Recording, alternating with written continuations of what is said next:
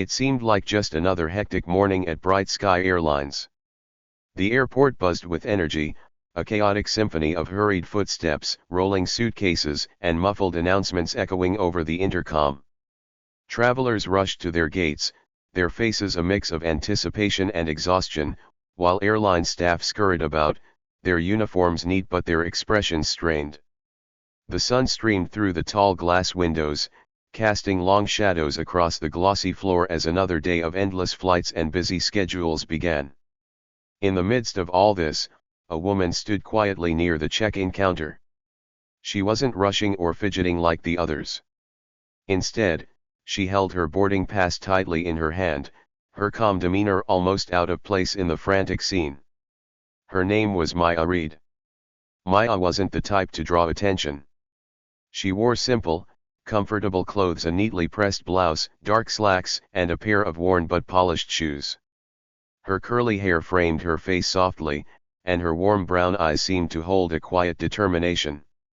At a glance, she looked like any other traveler, calm, unassuming, and easy to overlook. But if you looked a little closer, you might notice something different about her. The way her gaze flickered over the counter, taking in every detail, or how her posture, though relaxed, carried a subtle confidence. There was an air of quiet strength about her, the kind that didn't demand attention but refused to be ignored. Unfortunately, the staff at the counter didn't bother to look closely. The man behind the desk, dressed in a crisp white shirt and navy vest, glanced up briefly as Maya approached. He didn't smile. Instead, his lips curled into a faint smirk, as if he had already judged her. Beside him, a younger woman with a sleek ponytail and a name badge that read Kara nudged him with her elbow, whispering something under her breath.